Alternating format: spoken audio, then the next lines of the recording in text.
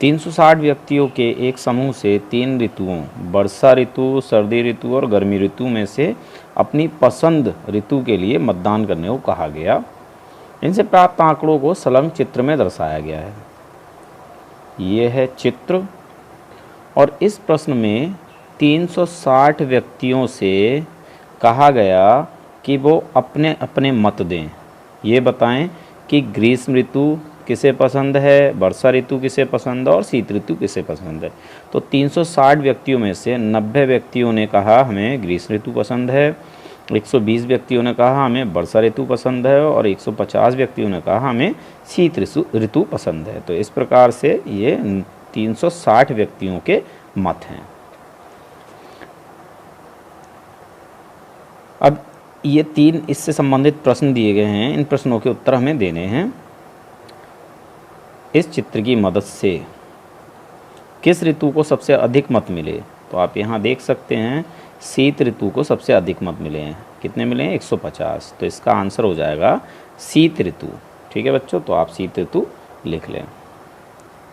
शीत ऋतु, शीत ऋतु को सबसे अधिक मत मिले हैं या शीत ऋतु सबसे ज़्यादा व्यक्तियों ने पसंद की। दूसरा क्वेश्चन है प्रत्येक त्रिज्यखंड का केंद्रीय कोण ज्ञात कीजिए। ये जो मत हैं इनके लिए हमें केंद्रीय कोण ज्ञात करना है। तो बच्चों केंद्रीय कोण क्या होता है आप पहले ये समझ लें।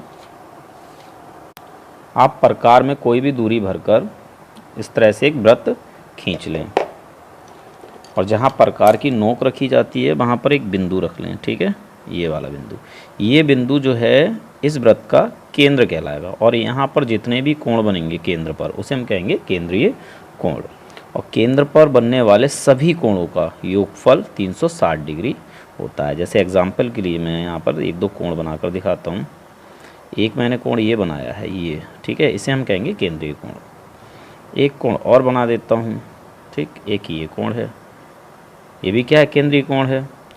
एक कोण और बना देता हूँ, चलिए ये, ठीक है, ये भी केंद्रीय कोण है और एक ये भी केंद्रीय कोण है। तो इसमें कितने कोण हैं? 1 2 3 4। ठीक, इन चारों कोणों का योगफल कितना होगा? 360 डिग्री। तो इस तरह जो कोण बनाए जाते हैं उन्हें हम कहते हैं केंद्रीय कोण। अब यहाँ पर प्रश्न में ये जो मत दिए हैं इनके अनुसार हमें केंद्रीय कोण बनाने हैं। तो चलिए बच्चों इसको हम कॉपी पर करते हैं। कॉपी पर करने से पहले आपसे एक रिक्वेस्ट है, इस वीडियो के नीचे लाल रंग का सब्सक्राइब का बटन है, इस बटन को दबाकर इस चैनल को सब्सक्राइब कर लें।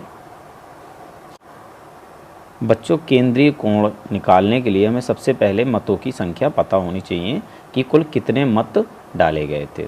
तो जैसा कि क्वेश्चन में दिया है आपको 360 व्यक्तियों का मत लिया गया, जिसमें से 90 व्यक्तियों ने ग्रीष्म ऋतु को पसंद किया, 120 लोगों ने वर्षा ऋतु को और 150 लोगों ने शीत ऋतु को। तो सबसे पहले हम ग्रीष्म ऋतु का केंद्रीय कोण निकालते हैं। ये कैसे निकालेंगे? ग्रीष्म ऋतु के लिए जितने मत मिले हैं उसको लिखो और बटे में लिख दो कुल मत। ठीक है बच्चों, यानी ये 90 जो मत मिले हैं वो कितने में से मिले हैं? 360 में से। तो आप इस तरह से बटे में लिख दें। अब हमें इसका केंद्रीय कोण निकालना है, तो ये केंद्रीय कोण किसका होगा? 360 डिग्री में से, 360 डिग्री में से, यानी 90/360 का 360 डिग्री। ठीक, इस तरह से हम निकालते हैं। तो 360 से 360 कैंसिल और यहाँ में प्राप्त हो जाएगा 90 डिग्री। इसी प्रकार वर्षा ऋतु का आप निकालेंगे तो वर्षा ऋतु के कुल मत हैं 120, कितने में से? 360 में से। तो 360 को हम बटे में लिख देंगे और गुणा 360 डिग्री। ठीक है बच्चों, 360 डिग्री कैंसिल, 120 डिग्री का केंद्रीय कोण बनेगा वर्षा ऋतु के लिए। अब शीत ऋतु के लिए कितने वोट मिले या कितने मत मिले? 150, कितने में से? 360 में से। क्या बनाना हमें? केंद्रीय कोण, तो हम गुणा करेंगे और 360 डिग्री लिख देंगे। जैसा कि बच्चों आप जानते हैं केंद्र पर बनने वाले समस्त कोणों का योगफल कितना होता है? 360 डिग्री। तो वही 360 डिग्री है ये। ठीक, 360 डिग्री कैंसिल। अब हमें यहाँ प्राप्त हो जाएगा 150 डिग्री। तो इस प्रकार से ग्रीष्म ऋतु का कोण होगा 90 डिग्री का, वर्षा का 120 डिग्री का और शीत ऋतु का 150 डिग्री का। तो चलिए क्वेश्चन नंबर 3 करते हैं। बच्चों पार्ट 3 है, इस सूचना को दर्शाने के लिए एक पाई चार्ट खींचिए। हमें इसमें एक पाई चार्ट बनाना। पाई चार्ट क्या होता है, हमें एक सर्किल बनाना है यानी वृत्त बनाना है, और उस वृत्त में ये जो हमने अभी केंद्रीय कोण निकाले थे, केंद्रीय कोणों के मान, ठीक है, उन मानों को लिखना है। तो चलिए एक वृत्त बनाते हैं। बच्चों आप किसी भी माप की त्रिज्या का एक वृत्त खींच लें। त्रिज्या मतलब ये जो प्रकार में दूरी भरी हुई है, ठीक है, ये कितनी भी दूरी आप भर लें और एक वृत्त बना लें। ये जो प्रकार में दूरी भरी हुई होती है इसे हम कहते हैं त्रिज्या, ठीक है। ये अब जहाँ प्रकार की नोक रखी है वहाँ पर आप एक बिंदु ले लें, ये हो जाएगा केंद्र। इस केंद्र को इस वृत्त की परिधि से कहीं पर भी आप मिला लें, ठीक। चलिए हम मिला लेते हैं, कहीं पर भी आप मिला लें। जैसे मैं यहाँ पर इसको यहाँ पर मिला देता हूँ, ठीक है बच्चों।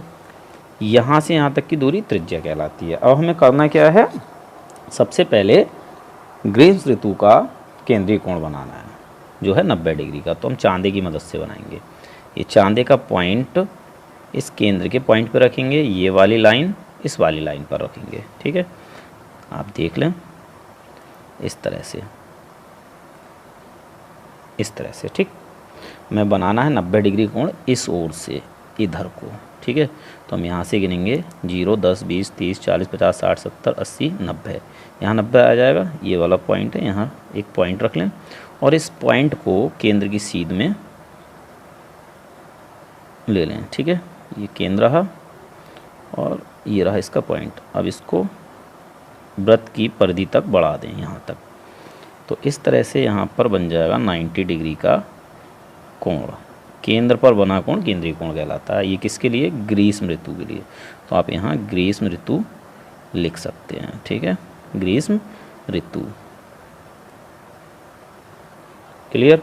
अब हम बनाएंगे वर्षा ऋतु का केंद्रीय कोण। इसको आप ऐसे करके रख लें इस लाइन को, ठीक है। और वर्षा ऋतु का कोण हमें बनाना है 120 डिग्री का। तो वही करेंगे, ये बिंदु इस बिंदु पर रखेंगे, ये लाइन इस लाइन पर रखेंगे, ठीक है। इस टाइप से रख लिया हमने, ये देखिए, ठीक है। अब हमें कोण किस ओर से बनाना है, इस ओर से बनाना है, इस ओर से इस ओर की तरफ, ठीक है। तो ऊपर वाली लाइन में यहाँ पर देखेंगे ये रहा 120, यानी 0 से स्टार्ट किया 120, ठीक। अब इन दोनों पॉइंटों को एक सीध में कर लें और केंद्र से परिधि तक एक रेखाखंड खींच दें। ये तो ये जो कोण है ये कितने डिग्री का बन गया, 120 डिग्री का। ये किसके लिए, वर्षा ऋतु, वर्षा ऋतु, ठीक है बच्चों। अब ये कोण बचता है ये, ठीक, ये होगा 150 डिग्री का। क्यों, क्योंकि केंद्र पर बने सभी कोणों का योगफल 360 डिग्री होता है। तो एक कोण ये बना है 90 डिग्री का, प्लस एक कोण ये बना है 120 डिग्री का, और प्लस एक कोण ये आ जाएगा 150 डिग्री का। तो इनको हम जोड़ेंगे तो ये कितना हो रहा है, 360 डिग्री। और 150 डिग्री का कोण किसका है बच्चों, शीत ऋतु का, शीत ऋतु, ठीक है। यही पाई चार्ट हमें इस चित्र में, इस प्रश्न में बनाना था।